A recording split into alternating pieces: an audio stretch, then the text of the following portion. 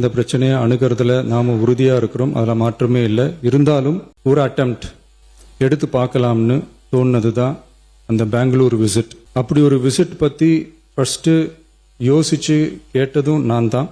நாம பெங்களூர் போக நினைச்சதை பத்தி பல ஒப்பீனியன்ஸ் வந்துச்சு.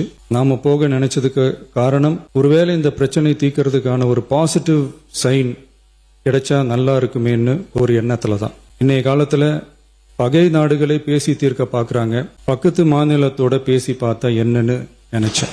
அதனாலதான் அப்படி ஒரு அட்டெம்ப்ட் எடுக்க நான் ட்ரை பண்ணோம். ஒருவேளை அந்த அட்டெம்ப்ட்ல ஒரு அவமானம் நேர்ந்தா என்ன செய்யன்னு சில பேர் கேட்டாங்க.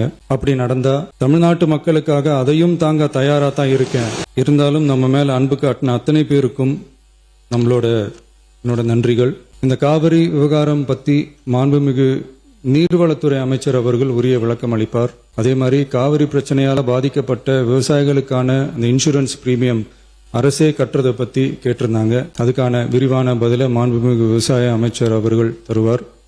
அப்புறம் இந்த குறுவை சாகுபடிக்கு அந்த நிவாரண தொகுப்பு பத்தி எதிர்கட்சியிலிருந்து கேட்டிருந்தாங்க. அந்த குறுவை சாகுபடிக்கு அந்த நிவாரணம் ஏற்கனவே கொடுத்தாச்சு, வழங்கியாச்சு.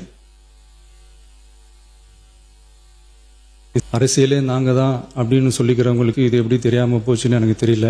முன்ன பின்ன பேப்பர் படிச்சிருந்தா நாட்டில் என்ன நடக்குதுன்னு தெரிஞ்சிருக்கும். அவை முன்னவர் நான் பேசுங்க. உறுப்பினர் மாண்பு பேரவைத் தலைவர் அவர்களே, மாண்பு பேரவைத் தலைவர் அவர்களே, ராஜ்யசபாவில் அதே நேரத்தில் ஒரு விவாதம் நடந்திருக்கு. அது நம்ம நோக்கமும் இல்லை.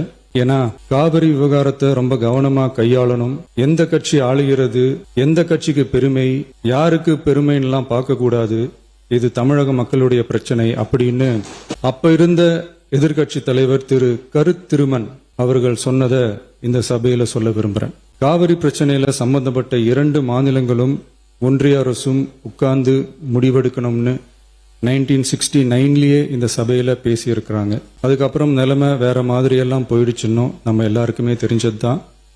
சட்டப்படி இந்த பிரச்சனையை அணுகிறதுல நாம உறுதியா இருக்கிறோம், அதுல ஒரு அட்டெம்ப்ட் எடுத்து பார்க்கலாம்னு தோணுனதுதான் அந்த பெங்களூர் விசிட். அப்படி ஒரு விசிட் பத்தி ஃபர்ஸ்ட் யோசிச்சு கேட்டதும் நான் தான்.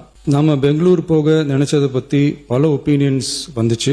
நாம போக நினைச்சதுக்கு காரணம், ஒருவேளை இந்த பிரச்சனை தீர்க்கறதுக்கான ஒரு பாசிட்டிவ் சைன் கிடைச்சா நல்லா இருக்குமேன்னு ஒரு எண்ணத்துல தான். இன்னைய காலத்துல பகை நாடுகளை பேசி தீர்க்க பாக்குறாங்க, பக்கத்து மாநிலத்தோட பேசி பார்த்தா என்னன்னு நினைச்சேன். அதனாலதான் அப்படி ஒரு அட்டெம்ப்ட் எடுக்க நான் ட்ரை பண்ணோம். ஒருவேளை அந்த அட்டெம்ப்ட்ல ஒரு அவமானம் நேர்ந்தா என்ன செய்யன்னு சில பேர் கேட்டாங்க.